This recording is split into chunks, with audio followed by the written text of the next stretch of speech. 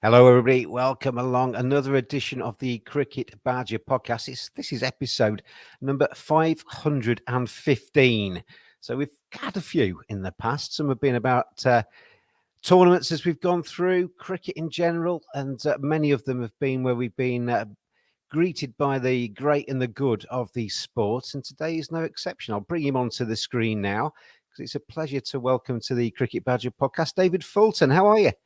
Good morning, James. I'm really well, thank you. Yeah, just nice to have a day off and chatting cricket. Day off and you're on the screen anyway. So there you go. So I'm ruining your day off, really, aren't I? We're going to give you the Cricket Badger 20 questions. It's something we've done with quite a lot of people down the years. And just as I was telling you prior to pressing record there, some of them are easy. Some of them might even just need one word as an answer. Some of them are a little bit more involved than that. But let's start off with question number one, which is often the best place to start. Why cricket? What was it about cricket that got your juices flowing, made you love the game and made you want to devote a lot of your life to it?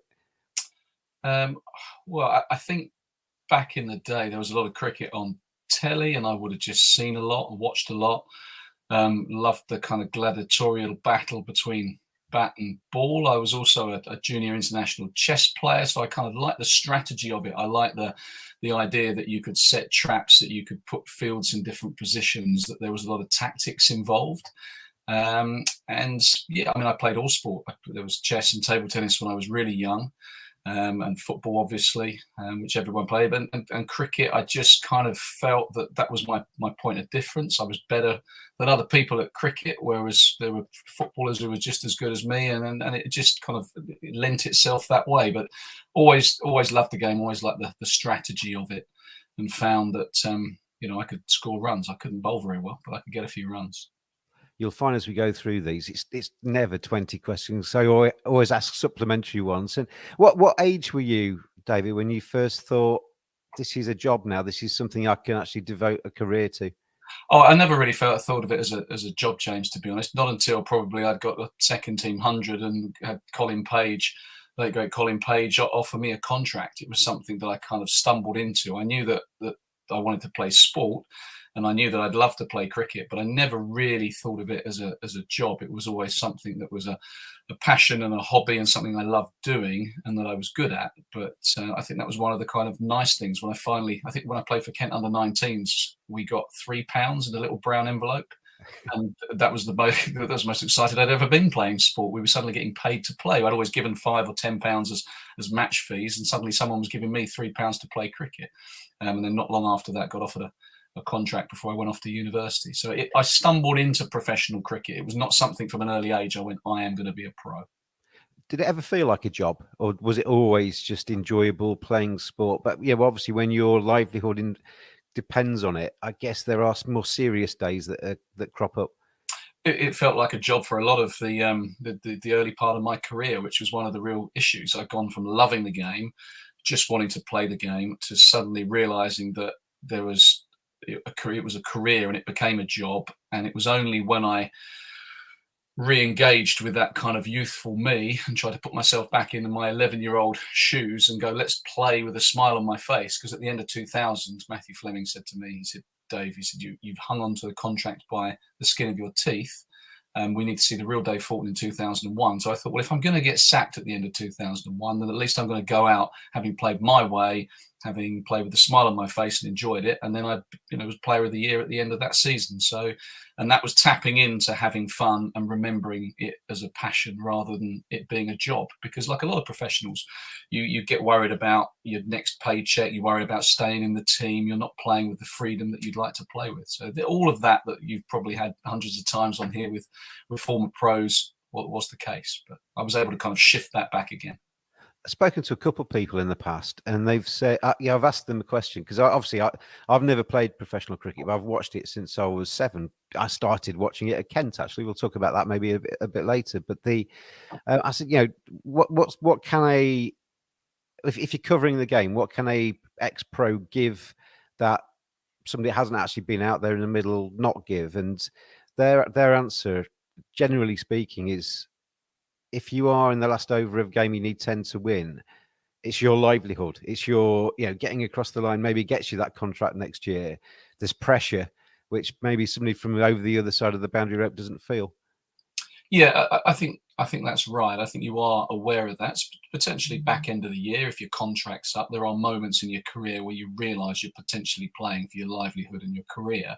I think where one of my strengths was always being able to kind of distance myself from that feeling and try and remind myself it's just a game. I think I've been quite philosophical and had some perspective that cricket, whilst it's a brilliant game and whilst we love it, is just a game. It's not life and death. It's a bunch of blokes hitting the ball around with a stick in a field. And in the end, that was probably what did for me when it was time to retire, because I looked around and thinking, I've done this for quite a lot of my life.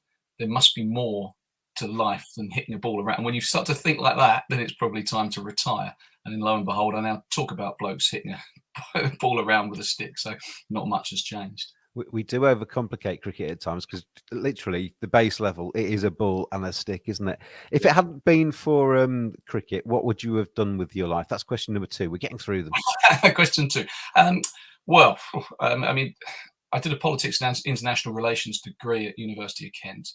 And I've always wanted to try and make a bit of a difference, and felt that perhaps politics would have been the way to do it. And I look at the current government, I think, Christ, I'm sure I could have done a better job. But let's not go too deeply and delve into that one, James, I think. But yeah, they're having a stinker at the moment. And, you know, I'd love to be in bloody Boris Johnson's shoes doing a better job. But that would have... we could do a 10-part podcast on that very easily. There's probably every listener could probably do a better job than he's doing at the moment. Not that it's an easy job, but hey ho. So yeah, politics potentially, journalism. But yeah, it was something that while I was at uni, I was still kind of weighing up, and then, as I say, fell into the professional cricket game.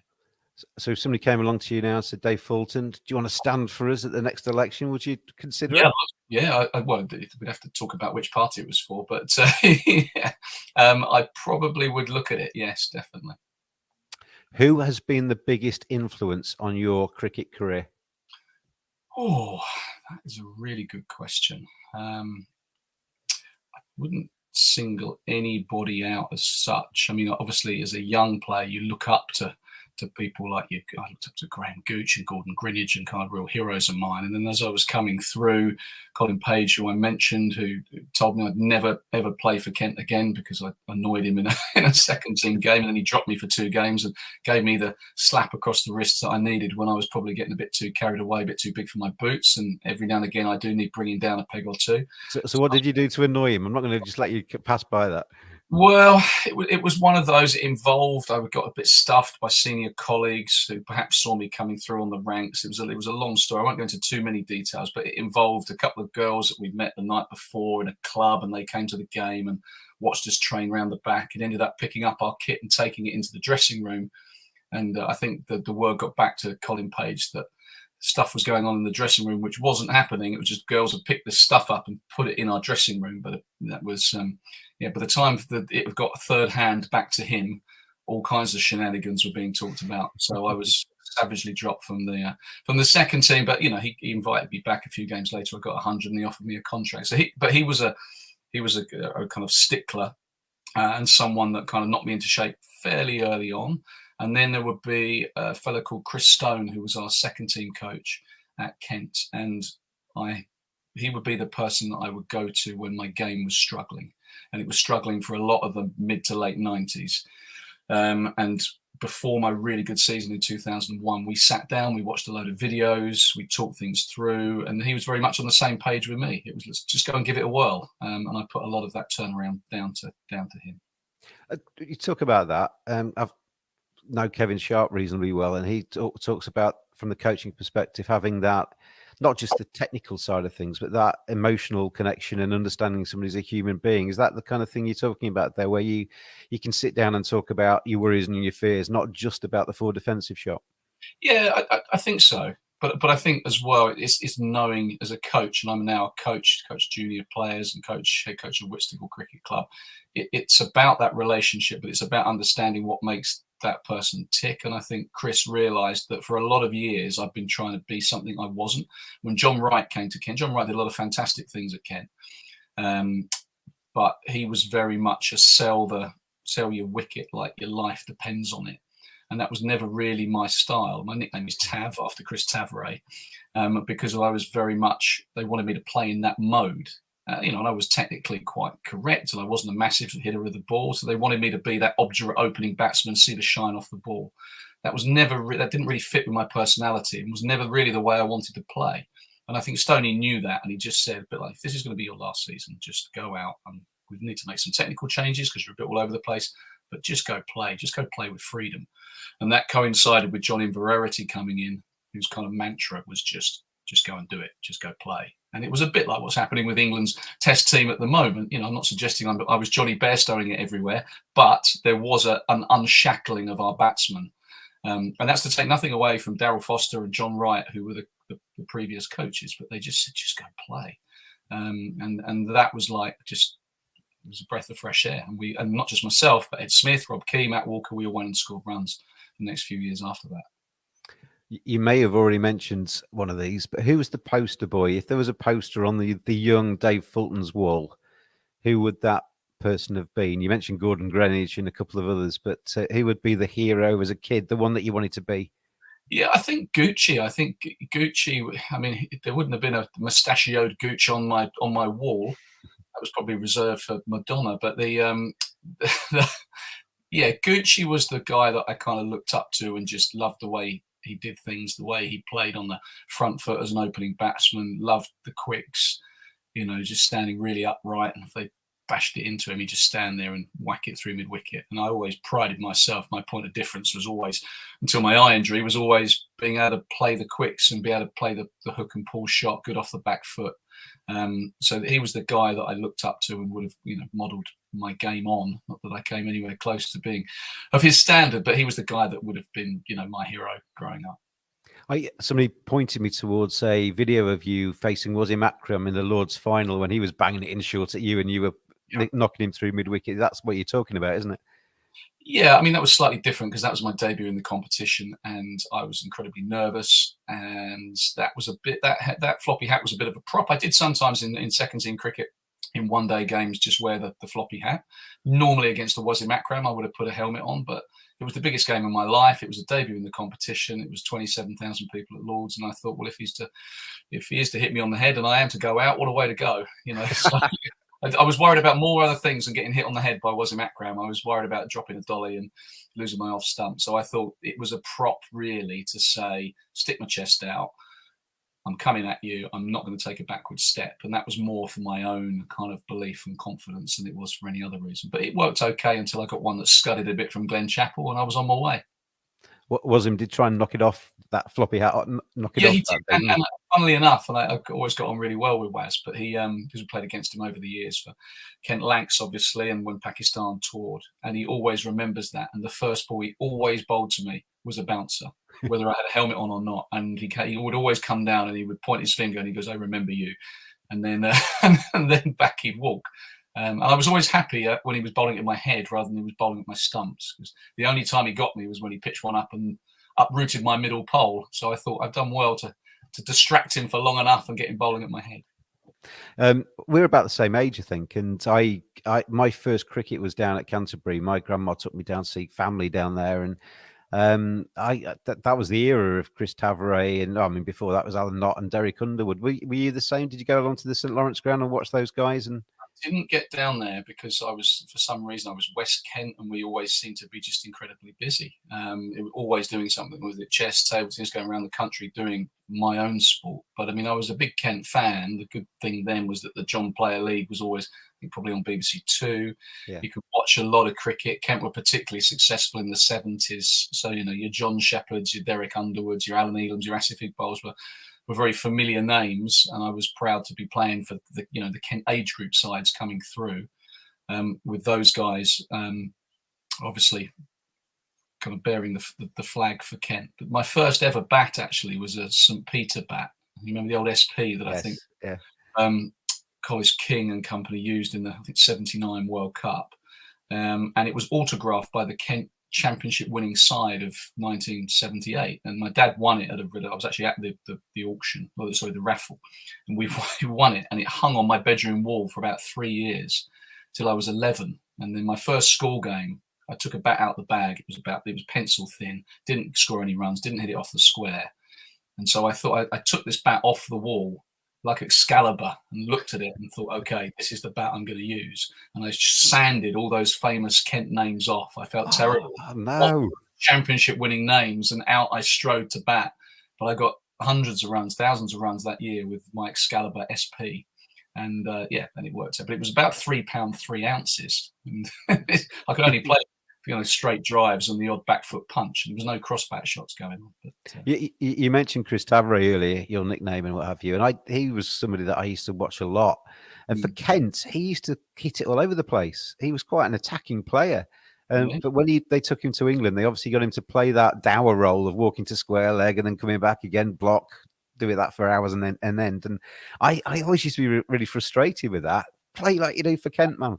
Yeah, I think there was an element of that, but he was a team man, wasn't he? He was doing what the doctor ruled. But yeah, it wasn't Bazball, was it? It was more Tav Ball and Bazball, very different eras. Yeah, I don't think Tav Ball would fill up Trent Bridge on a free day, would it?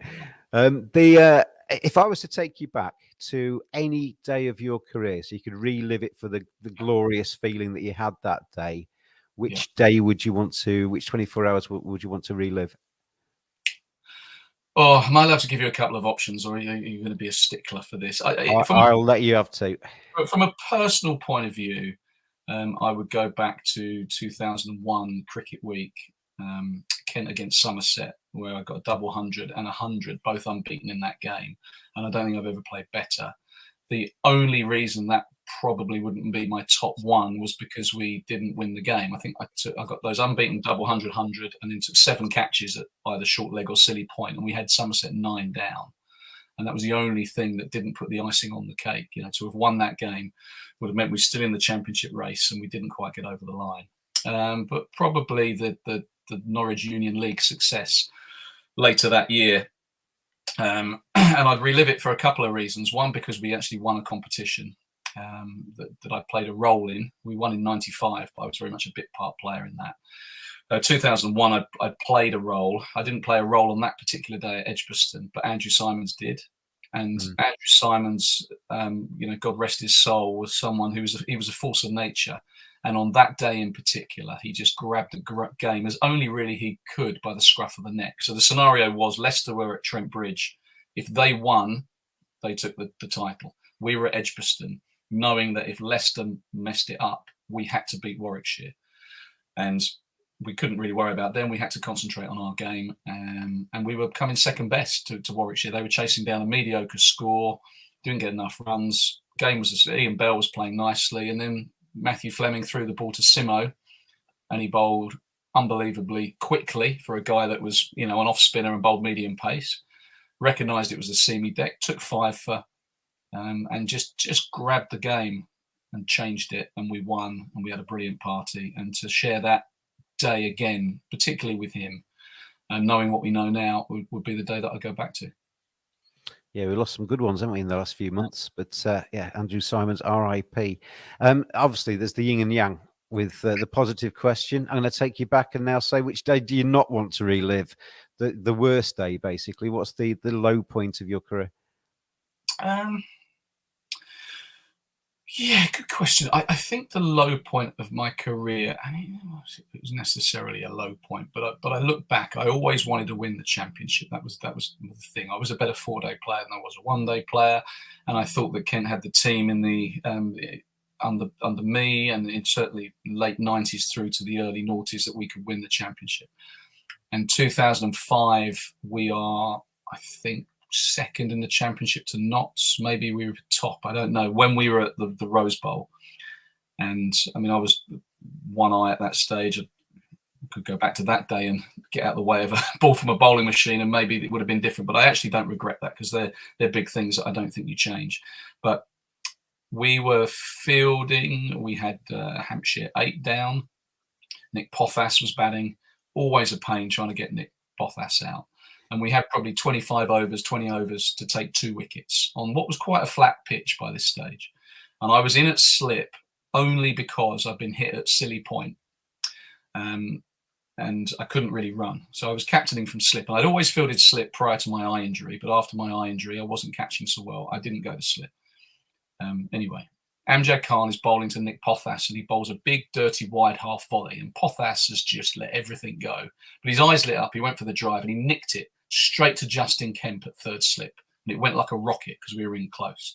And Kempy palmed it up in the air to me at first slip. And honestly, James, I kid you not, it was like the first catch you'd ever give to an infant. It was like, be ready, here you go, a little lollipop catch. And everyone else, as it was up in the air, and it was only gone 7 or 8 foot in the air, but it was a lollipop catch. Everyone started running forwards to celebrate with Amjad.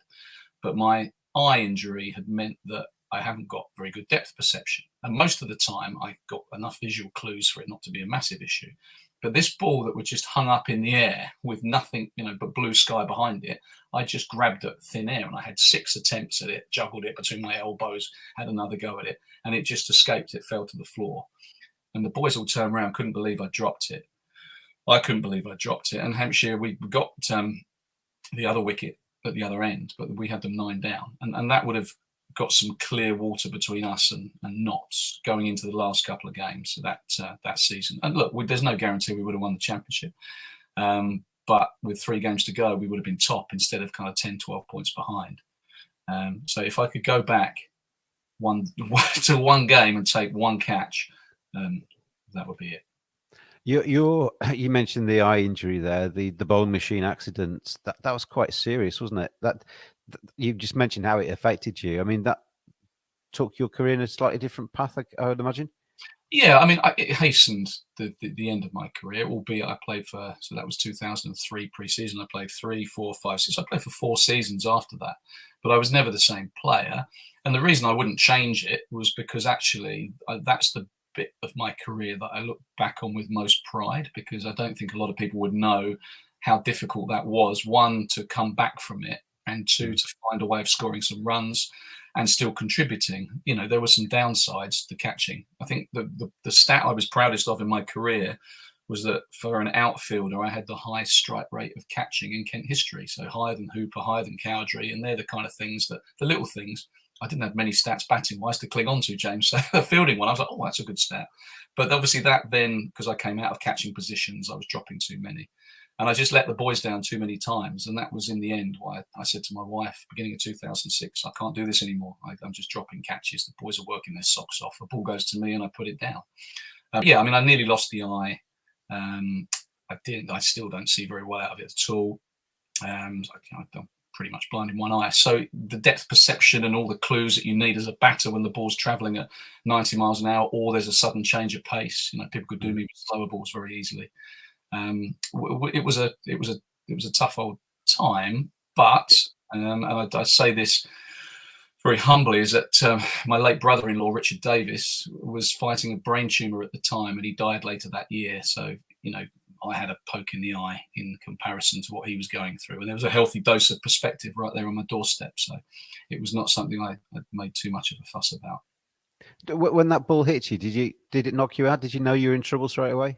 I knew I was in trouble straight away. It didn't knock me out. It is on YouTube. It's one of the things I'm most famous for. I think it's been watched hundreds of thousands of times. So yeah, ball was put into the bowling machine when I wasn't ready, and that's the thing that galls me a bit. Because actually, if I'd been ready, we were doing it. We took it. It was a bouncer session, short ball session. We took it from increments of 70 miles an hour. We got it up to 90 miles an hour, and I was playing buckets of 90 miles an hour, no problem at all.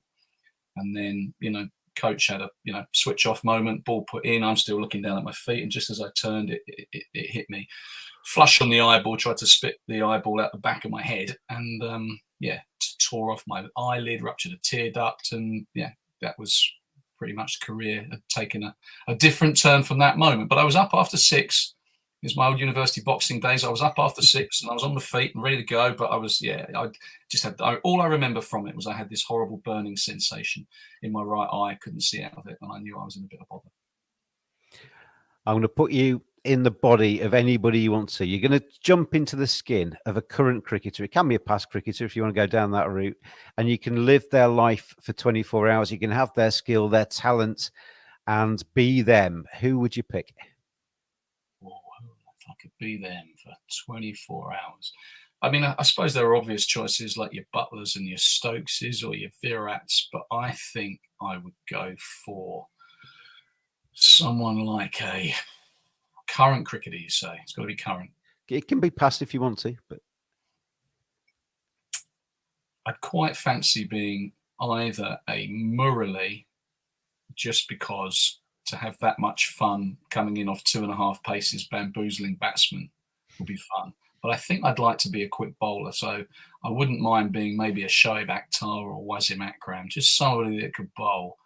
There's just that instant respect that you get if you can bowl upwards at 90 miles an hour and knock people's heads off. So I think it would be someone like that. You know, Shoaib looked like he worked too hard for me. That looked a bit too much effort, charging in like a lunatic from the boundary. So maybe someone who was a bit more effortless, maybe someone like a Kirtley or a Wasim, just to know what it felt like to kind of walk back 20 yards and have everyone in total awe and a little bit of fear. So one of those guys. I stood behind the net at Old Trafford once. Shoaib was practicing. Nobody in the net, and I was just behind. It's probably about 6 foot behind the stumps, and then there's the net, and I was stood maybe another 4 foot behind that. Every time he bowled, I flinched, even though I knew I was safe. I flinched because he was rapid. Yeah, and I'd never. Well, obviously, I've never been at the standard of you have, and I've never faced anybody that quickly. I don't know how you'd see it. Absolutely crazy. The ICC have just put up a new name tag. It's the big office there. Mr. D. Fulton is on the door. You walk in, you're in charge of the entire thing. What's the first thing you'd do? What would you change? What would you introduce? What would you tinker with? Is there anything on your mind that you could get, that you've always fancied doing something about in cricket? That's a big question, and one we might have to revisit as we go on, because it's one that I'm going to have to think about. I'd love to see. I mean, it would have been to have some sort of Test championship if you'd have asked me this 3 or 4 years ago, because I've always felt that Test cricket has needed a bit more context, because I would love to see it thrive. And I think what we're seeing at the moment with the England team and what Virat Kohli did for Test cricket in India has rejuvenated it to an extent. But you look at some places in the world where it's not being watched. I would love to have some sort of method where we could just get bums on seats to watch Test cricket. Probably, here's one for you. Okay.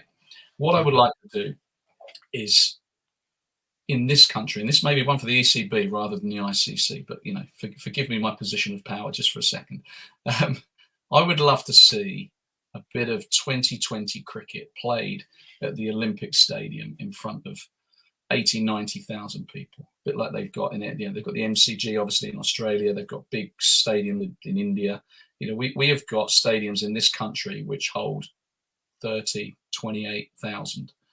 And if you look at the people that go to a Lord's Test match or even to a one-day international, a lot of your ordinary cricket fans are priced out of the market when it comes to going to these big games. And it's always your members who get first dibs on different things. And I would like to see tickets at no more than a tenner, 80,000 people, rest of the world versus an England team.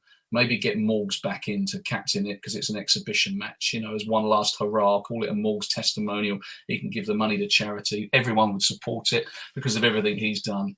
And you could have 80,000 people in the midsummer when West Ham aren't playing there at the Olympic Stadium and go, boom, and have a real showpiece occasion for cricket. So there you go. I thought of something. I really like that idea. If you were starting your you can make it happen. You have the power. The badge of power. If you were starting your career again and as a youngster, is there anything you'd do differently? Would the 12-year-old be proud of what you've achieved? If you were to look forward as a 12-year-old and see where you are now, would he be happy?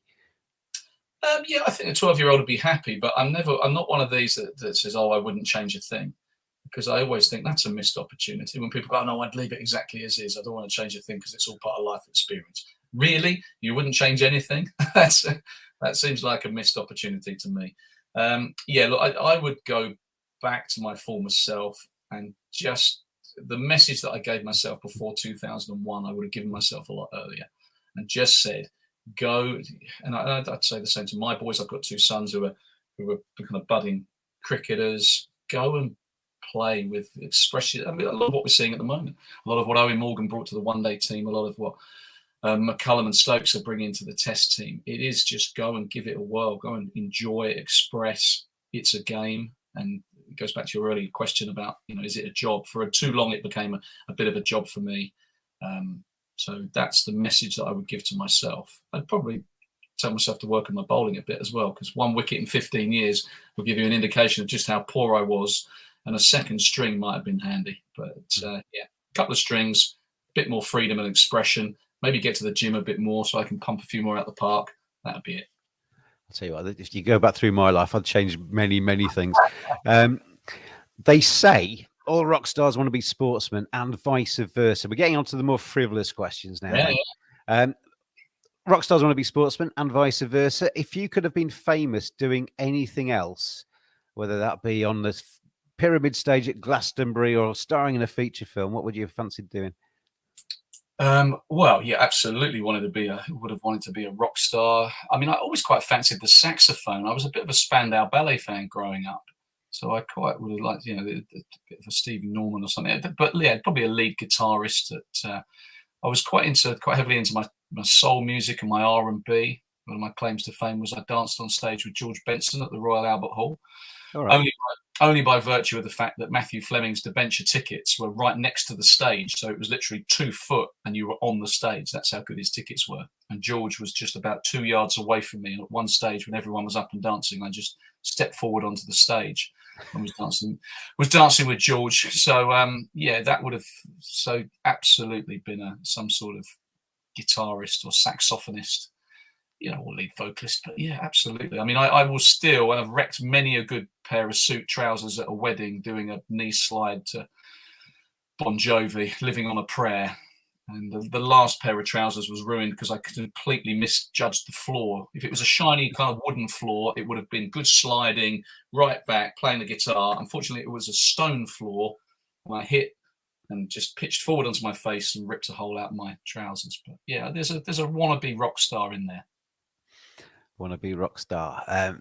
So when you're not being an MP, you can be on stage. If you could meet anybody, living or dead, the old sort of dinner party kind of question. You could have 1 or 3. I'm not fussy on this one. Meet anybody living or dead. Who would you like to meet? Who would I like to meet? Good question. Well, I mean, probably 400 of your guests have said Nelson Mandela, but we go Mandela for one. We're going to go someone I've met already. I was going to say Warney. It'd be nice to bring Warney and Mandela in the room, but I've met Warney and played poker with Warney and stuff, so it probably have to be someone that I've never met before. I'd quite like to stick Mandela in a room, maybe with Lance Armstrong. Let's get some. So I'd quite like to find out what went on there with Lance.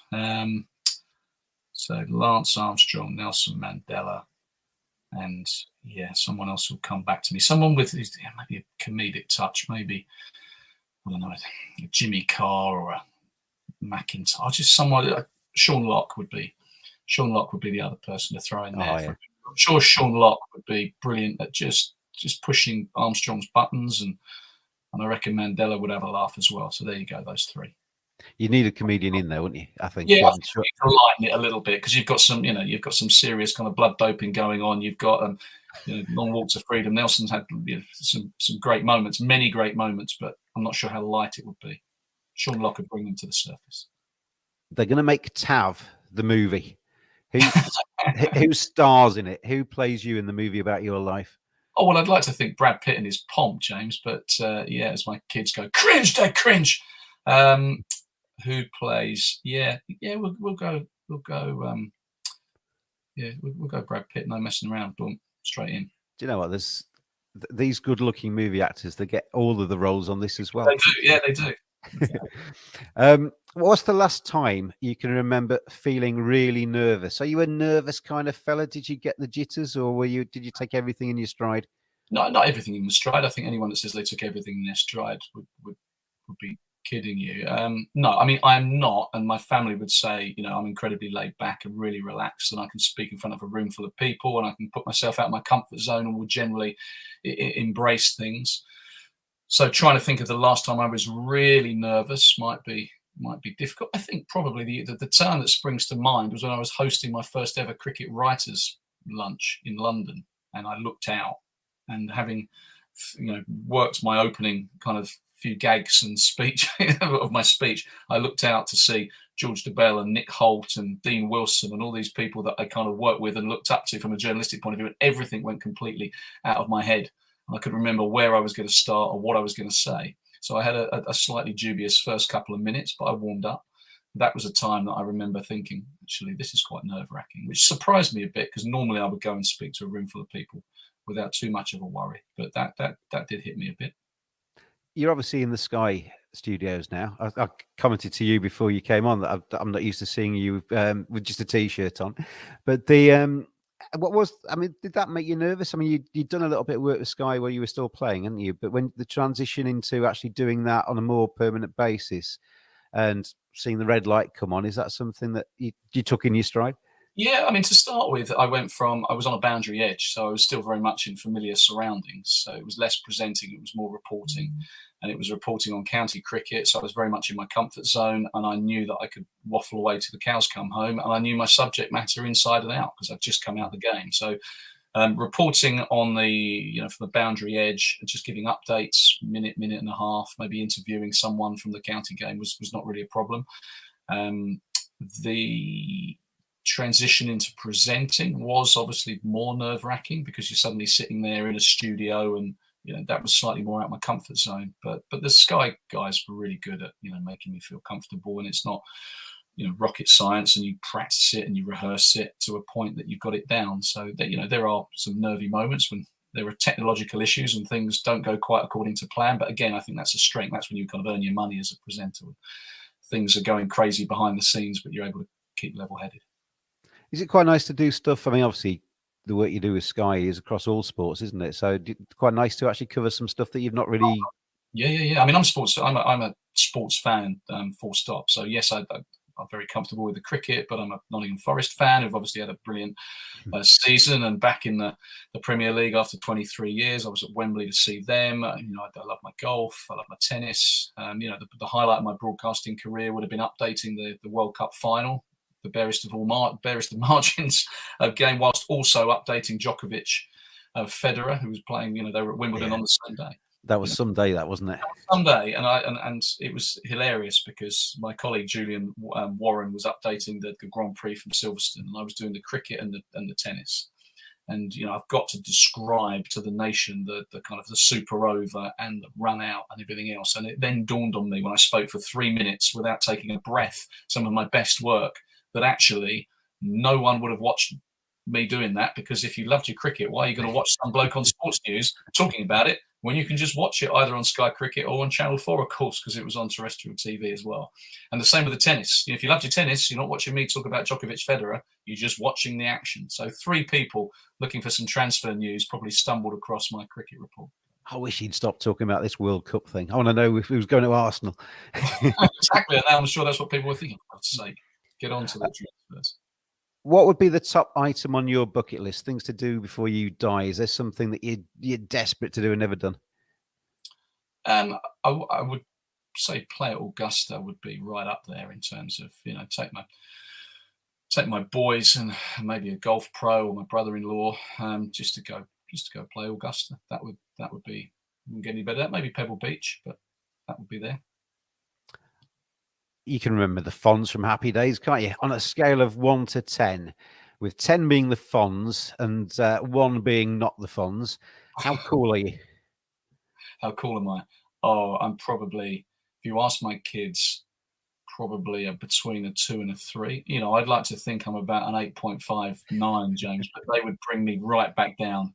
I once sang Going Loco down in Acapulco live on Sky News, just because Novak Djokovic was playing in Acapulco, and that was the link. And the link Going Loco down in Acapulco, and I sang it, and they both said, Dad, they text me, Dad, we can't go into school now. We've just seen you sing on Sky News. Cringe. And I said, lads, no one you go to school with is watching Sky News. Don't worry about it. But they let you back in the house, though. They did, but yeah, probably about a 3. I mean, in the day, Matt Walker and I would be seen in the local club in Canterbury in velvet suits. So I would wear a blue velvet suit, Walks out a maroon velvet suit. And we pushed that style quite hard for a while. So we'd like to think we were really cool.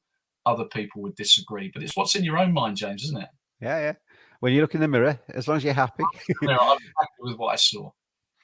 If you had, I'm going to give you a time machine. It's actually just pulling up outside your house as we speak. You can take it forwards, backwards. Where would you take it?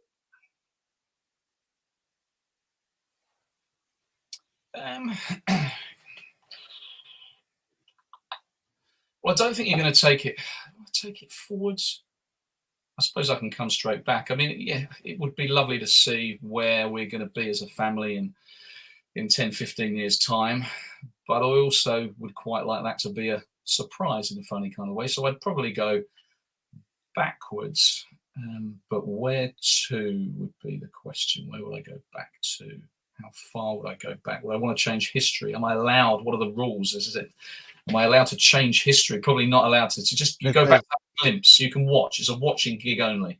There's no rules with this. You can do what you like with it. You're in charge of this time machine now. It's been delivered.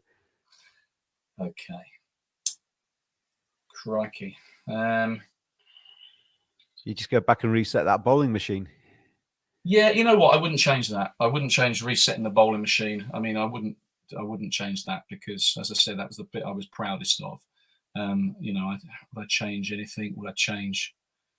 There's bad things that have happened along the way to people that you think actually you could change that, and they might still be with us. But I don't think that's. I think that's kind of cheating with your bowling machine, family members, and different things that you'd like to go back. And I think things like that shouldn't be messed with. So I'd probably just be really boring and go back to a time when I had an opportunity to take that catch, the roast bowl, which you can see still haunts me. I'd go back there and I'd know it was coming, and I'd probably get my shirt out because I'd just hug it in. And Kent might have won a championship in 2005. But there are probably better reasons for going back, but that's the one that keeps springing to mind. If only you'd played in the days where they used to catch in the top hats, it might have been better, wouldn't it? I would have got more of a chance of groping it thin. Cricketers are very fortunate that you follow the sun, basically, and often play abroad and what have you. Is there anywhere in the world that's really struck your fancy on your travels? If you could live anywhere else in the world, where would you like to have a second home? Yeah, I'd love to have if I had a choice of a second home, somewhere on Sydney Harbour. I was lucky enough to play a couple of years for Petersham Marrickville, who are now Randwick Petersham in the New South Wales Premier League. Loved my colleagues, loved that life. I played out in Perth. I had a couple of years in Cape Town. So I did all that in the early 90s. And in a lot of ways, that was the best bit about being a professional cricketer. It didn't actually help my game coming back over here because I probably burnt the candle at too many ends in the Southern Hemisphere and came back hardly recharged, probably in need of rest. But it was, they were great times that I look back on and think how privileged to be able to see the world hitting a ball around the field. So Sydney Harbour would be somewhere that, and I was lucky enough at 15, 16 to tour New Zealand with Kent Schools as well, and that was a lovely place. So probably, but I'd go Sydney. If you can't burn the candle at both ends when you go to places like that, then you don't deserve to go to places like that, do you? Really? If you could change one thing about yourself, what would you change? From a cricket perspective, I'd love to have a better left arm generally to be able to. I would have loved to have been able to bowl. That would look like a lot of fun being able to bowl. I mean, 1 wicket in 15 years. I didn't have a great throw. The old left shoulder hanging on by a thread for most of my career. So I would have liked to have been able to contribute more in that regard. Other than that, I'm pretty happy with how I've gone. That would be it. You had a big rap at one stage from Steve Ward, didn't you? He played under you at Kent and was very complimentary of your captaincy style and you as a player and everything else. And I remember the time where, I mean, it's always been the time England looking for top order batsmen and captains. We've had that recently. Is that something that you felt you got very close to at one stage? Yeah, I know I got close to it. Not so much the captaincy, but certainly got very close to playing because NASA picked me for the 2001 Headingley Test. That Butch ended up scoring 173 unbeaten. So the initial selection was that Butch was dropped for that Test match and that I was in. And I only found that out 3 or 4 years later in NASA's autobiography. At the time, I knew I was close. Matthew Fleming was in contact, I think, with David Graveney, and he said, the message to me was, look, you're close, keep going, keep your head down. If you score enough runs, it might well happen. It was Ash's year. I was playing as well as I've ever played. But they did a U-turn on the way back, and to be fair to Butch, he never played better than that day. So that was almost certainly the right way to go. Although the way I tell it is I might have knocked him off a bit quicker with 185 not out. But fair play to Butch for that inning. So I knew I was close. The Steve Waugh stuff was lovely, and I got on really well with Steve and still do. I mean, occasional contact with him. It was a small sample size, is all I'd say. He was only there for 5 or 6 weeks, so I must have had a good 5 or 6 weeks. I was at the top of my game on and off the field. I batted with him a few times. I got 170 odd against Lancashire, against Jimmy Anderson, one of his first games. And Steve got 60 or 70 odd, I think. So that was nice to bat with him. So I played quite well in the period he was here. We had a good team at Kent with some young players, and I think you move a fielder, it goes to them. And Steve Waugh's in the team. You look like quite a decent captain. So it was lovely of him to say what he said. He didn't have to say it, but yeah, I wouldn't advise people to follow Steve Waugh's tips, because me as the next captain of England was a bit of a long shot. But it was lovely for him to have said that. That Butch thing at Headingley. I mean, obviously, as you say, he played incredible innings that day, but that's one of those sliding doors moments. You get that during your life, don't you? Where if they picked you, where would you have gone instead? It could have been better. It could have been worse, couldn't it? Yeah, absolutely. And it was funny because that was 2001, and my wife and I have talked about my eye injury. If I'd have played for England, and who knows, had maybe even a bit of an England career, it might have taken me in down a different route. We might never have met. We wouldn't have the kids. Things happen for a reason. And a journalist phoned me up after NASA's autobiography came out and said, Dave, you were picked, and then you were discarded before you'd even kind of got in the dressing room. How do you feel about that? And it was the day after my eldest son had been born, and I was on my way to the hospital to pick my wife and my newborn son up. And I was like, look, if you're looking for something for me to kind of turn around and go, I said, I couldn't be in a better place. I'm just picking up my newborn son. Life's good. Butch got 173 not out. Absolutely fair play to him. One of the great Test match innings. One of the great Test matches from an England perspective. There's no bitterness here. What will be, will be. I'm chilled with it. Often the non-bitter stories don't make the front page, do they? That's the trouble. Well, I think they were looking for something a bit punchier, and I'm like, I'm sorry. I hate Butcher. He's stolen my life. Yeah, my dad wasn't a Butch fan, but he was like, play Butcher, stop your game. I went, Dad, it's fine. He's a good player. He's a lovely fella. Let it go. What will you be doing, Dave Fulton? We're on question number 19. We nearly got there. What will you be doing in 10 years' time? Will it be more of the same? Have you got anything else planned?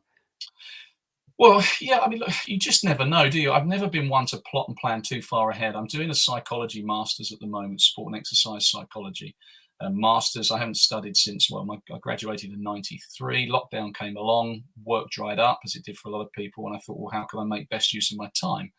Other than enjoying the lovely weather we had and everything else, and spending good time with the family, I thought, well, let's study. So I've done some online learning. I've had to defer it for a year just because work's come back, and I've had to work to pay some bills, and it's been ridiculously crazy busy. So I've put it off a year, but I've really enjoyed that. I'm enjoying the coaching that I'm doing at Whitstable. So the last couple of years I've been head coach at Whitstable. I've come out of retirement to play with my sons. So I'm hitting the ball around the field again, not very well. Enough of that. So I'm enjoying being involved in cricket again at the kind of coalface, so to speak. And I think, I might have a role to play down the line at whatever level it could be with kids. I'm proud to be working with Canterbury Academy, who are into the semi-finals of the Nationals, and they're a comprehensive school. They've beaten Beeds, they've beaten Epsom College, they've beaten Bradfield. We've got Winchester College tomorrow in the semi-final, and we're a comprehensive school. We've been playing cricket for 8 years, so really looking forward to doing more with them. I've been involved with them for a couple of years. My boys play there. A lot of talented players are there, so just to see where that side of things may take me. In terms of the broadcasting, I'd love to still be on screen and doing different things, but you know what it's like. It's perhaps a younger man or a younger woman's game, and I don't know how many years I've got left, but we'll ride that wave and see where it takes us. Former teammate of yours is a good example of how things change, isn't it? Rob Key, going from being on screen and hearing his voice chatting about the Test matches, now being in charge of the whole caboodle. I mean, I saw his wife and daughter yesterday, bizarrely, at an under-15 game. I haven't seen Fleur and his daughter Aaliyah for quite a long time. And my youngest is good friends with Aaliyah, and obviously we were very close to Rob Key. He was an usher at my wedding all those years ago.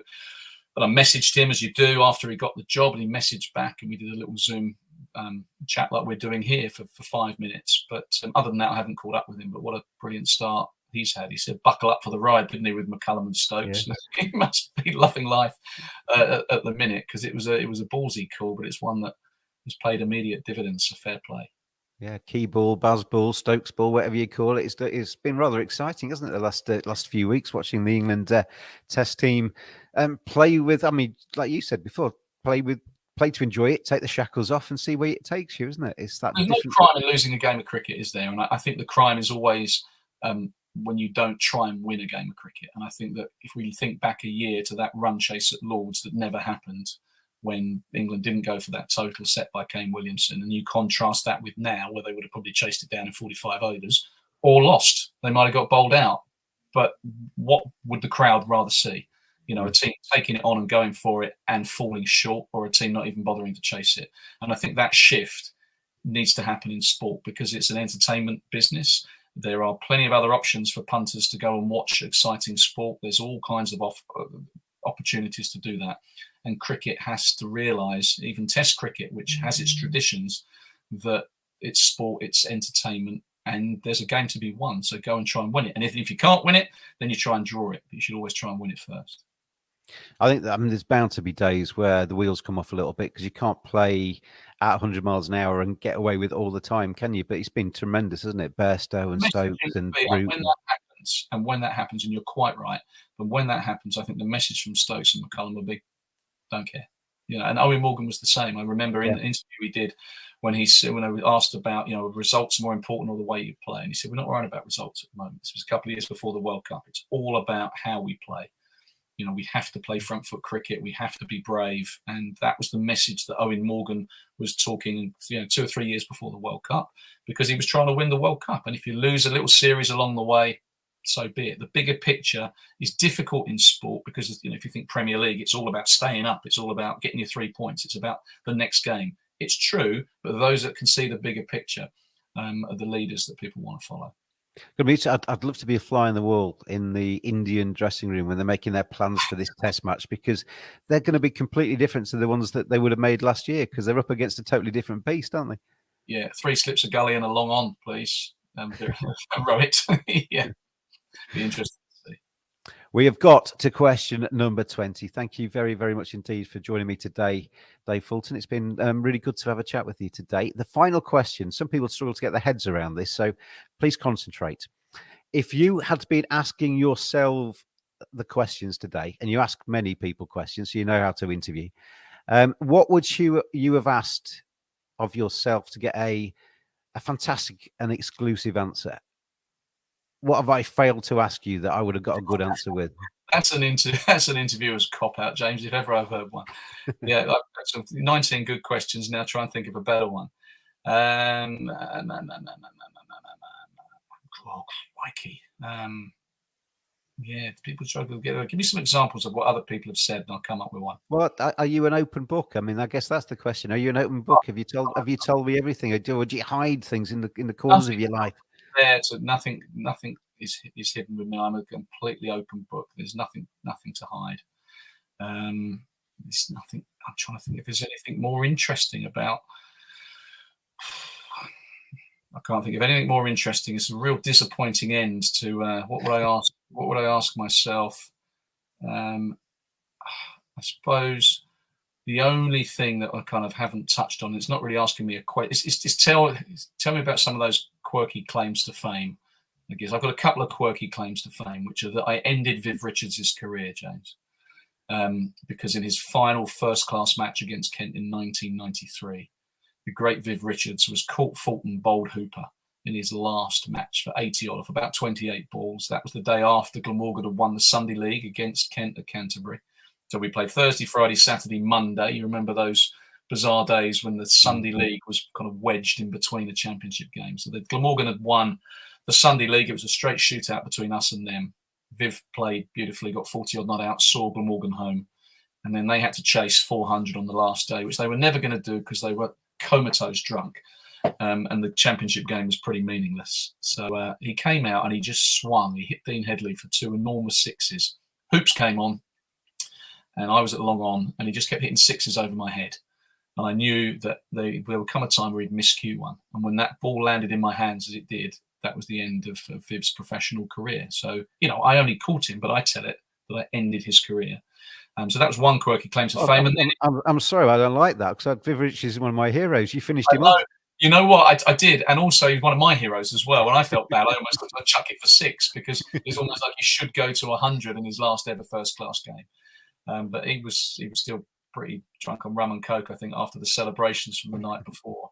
My other quirky claim to fame was that in 1994, South Africa's first-class game since apartheid had finished and since their reintroduction into international cricket. So their first game back in England was a warm-up game against Kent, and I opened the batting and the bowling in that game. Batting because I was an opening batsman. I mustered, I think, 4 or 5 runs, and then it rained and we set up a game, and I had to bowl 1 ball before they declared, or we did, and Mark Benson decided that I would be entrusted. And I ran in really nervous because it had to be a dot. And I thought, if I bowl this, it could easily be a wide, and that would mess up the equation. So I ran into Gary Kirsten, and I'm sure he still remembers it to this day as being one of the most intimidating prospects. But I ran in, held it cross seam, and bowled a 58-mile-an-hour seam-up delivery, which he patted back to me. So I opened the batting and the bowling against South Africa, first Englishman in God knows how many years. So, not very interesting or deep, James, but, a couple of quirky things that I quite like. I like that. You reintroduced South Africa into the world game. That's yeah, thank you. In both ways. There have been a few questions coming in. I'm sorry I haven't got around to actually asking them all, because obviously this is a 20 questions kind of format. But somebody on Facebook says, thoroughly enjoying listening to David. And may I say, he's a Stuart Pearce lookalike. I guess as a Forest fan, you'd take that, wouldn't you? Yeah, I mean, look, I don't think I preferred the Brad Pitt analogy earlier, but yeah, look, I love Psycho was one of my heroes. I stood on the terrace many a time as he's kind of revved us up behind the goals back in the day when you could stand. And yeah, I've met him a couple of times at Sky. So yeah, he's an absolute hero of mine. I had Psycho with a big 3 on my chest t-shirt, which I often don't wear anymore. It's a bit tight, but yeah, I love that t-shirt. Love Psycho. David Fulton, it has been an absolute pleasure to have you on the Cricket Badger podcast today. Thank you for answering the 20 questions, and very best wishes to you in the future. Hopefully that next 10 years goes as you want it to, and wish you well. Thanks, mate. Likewise. Go well. Thanks for having me. And thanks everybody out there for watching. Of course, you can listen to our ramblings later on the Cricket Badger podcast, more traditional audio version, but we'll see you again very soon indeed. Thanks, everybody.